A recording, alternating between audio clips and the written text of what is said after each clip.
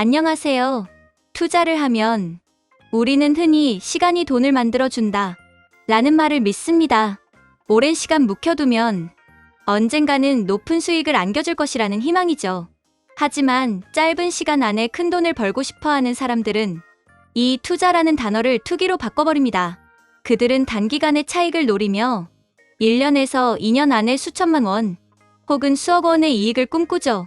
문제는 이런 투기의 끝이 대부분 한탕으로 끝난다는 겁니다. 거주도 하지 않고 실제로 사업을 할 생각도 없는 상태에서 수익형 부동산이라는 이름 아래 분양권을 사고 팔며 수익을 쫓는 거죠. 그 결과 지금 우리가 보고 있는 지식산업센터와 상가, 그리고 생숙으로 불리는 생활형 숙박시설의 위기, 바로 이 투기의 후폭풍이 만들어낸 현실입니다. 한때 지식산업센터는 월세로 꾸준히 현금이 들어오는 황금알로 불렸습니다. 하지만 지금은 투자자들의 무덤으로 불릴 만큼 시장이 식었죠. 부동산 플래닛이 발표한 2024년 2분기 자료에 따르면 전국 지식산업센터 거래 건수는 913건, 거래 금액은 약 3,676억 원에 불과했습니다. 1분기 대비 8% 이상 감소, 전년 대비로도 10% 넘게 줄었습니다. 이제는 거래 자체가 거의 멈춰 있다고 봐야 합니다. 서울 역시 사정이 다르지 않습니다. 1분기보다 거래 건수가 10% 이상 줄었고 거래 금액도 1,344억 원으로 감소했습니다. 고금리, 공급 과잉, 그리고 기업 활동의 위축, 이 세 가지가 복합적으로 맞물리며 지식산업센터 시장은 점점 깊은 늪으로 빠져들고 있습니다. 이제 동탄으로 가볼까요? 삼성전자 기흥, 화성, 수원 사업장 인근에 자리 잡은 동탄 테크노밸리. 이곳은 2021년까지만 해도 판교를 능가할 산업 클러스터라 불리며 엄청난 기대를 받았습니다. 분양권에는 웃돈이 붙었고 조금만 기다리면 1천만 원 이상은 기본이라는 말이 돌았죠. 하지만 지금 그곳은 공실이 넘쳐납니다. 마피 매물, 즉 손해를 보고 파는 매물이 쏟아지고 있죠. 2년 전 5억짜리 지식산업센터 두 곳을 은행 대출 8억 원을 끼고 구입한 투자자 동탄노비. 그는 분양대행사의 말만 믿었습니다. 매월 월세 200만 원에서 300만 원은 무조건 들어온다. 삼성 협력업체들이 줄줄이 입주할 것이다. 하지만 현실은 달랐습니다. 공실은 채워지지 않았고 금리는 3%에서 6%로 올랐습니다. 매달 내야 할 이자만 400만 원. 결국 두 곳을 합쳐 2억 원을 포기하고 이제는 그냥 손해를 보고라도 팔고 싶다 라는 절망적인 심정만 남았습니다. 이 이야기는 결코 그 한 사람만의 이야기가 아닙니다. 지금 전국 수많은 투자자들이 동탄노비와 같은 처지에 놓여 있습니다. 지식산업센터 시장의 붕괴에는 세 가지 원인이 있습니다.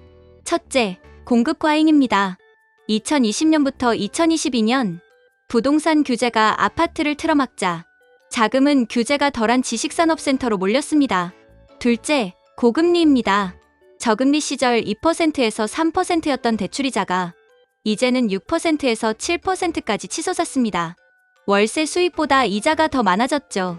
셋째, 산업 수요의 둔화입니다. 반도체 산업의 글로벌 침체, 기업들의 사무공간 축소, 원격 근무 확산까지 겹쳤습니다. 결국 입주할 기업이 없다는 겁니다. 세입자가 없는데 어떻게 수익이 나겠습니까? 이번엔 경기도 평택 고덕면 해창리로 가보겠습니다. 이곳은 삼성전자 평택 캠퍼스와 가까운 덕분에 한때 제2의 판교로 불리며 수많은 지식산업센터가 들어섰습니다. 하지만 지금은 어떨까요? 아이타워의 경우 302개 호실 중 실제 입주된 곳은 10곳도 채 안 됩니다. 입주율은 3%, 지금은 10%도 채우기 힘든 수준이죠. 옆에 STV 지식산업센터는 10층 중 영업 중인 업체가 단 한 곳뿐입니다. 나머지는 전부 임대문에 스티커만 붙어 있습니다. 평일 업무 시간인데도 주차장은 텅 비어 있고 밤이 되면 불이 켜진 호실이 거의 없습니다. 그야말로 유령 지산이 되어버린 겁니다. 2020년부터 2021년 사이 삼성 협력업체 입주를 기대하며 우후죽순으로 지어진 결과가 이 모양입니다. 수요보다 공급이 너무 많았던 거죠. 이곳에는 은퇴자들의 절규가 이어집니다. 퇴직금 1억 원의 대출을 더해 평택 고덕 지식산업센터 5호실을 분양받은 60대 부부. 분양대행사는 이렇게 말했습니다. 월 60만 원씩만 받아도 노후는 걱정 없습니다. 하지만 지금은 세입자조차 없습니다. 매달 이자 360만 원이 빠져나가고 이제는 그 이자를 감당하지 못해 압류나 경매를 걱정해야 하는 상황입니다. 그들의 은퇴자금, 이제는 되돌릴 수 없게 된 거죠.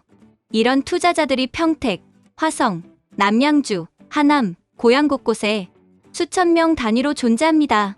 이들이 내놓은 매물은 분양가의 절반이어도 팔리지 않습니다. 그만큼 시장의 신뢰가 무너졌습니다. 그렇다면 앞으로는 어떻게 될까요?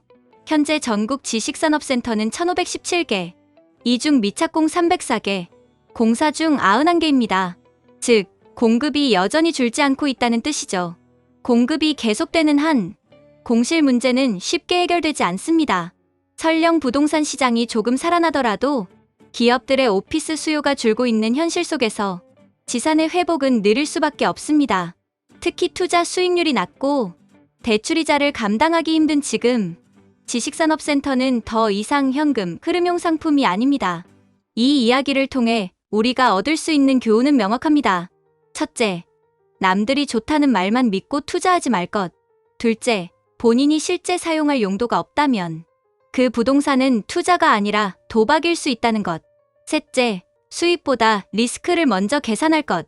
투자에서 가장 중요한 건 얼마나 버느냐가 아니라 얼마나 잃지 않느냐입니다. 이 단순한 원칙이 지금의 지식산업센터 투자자들에게는 가장 절실한 교훈이 아닐까요?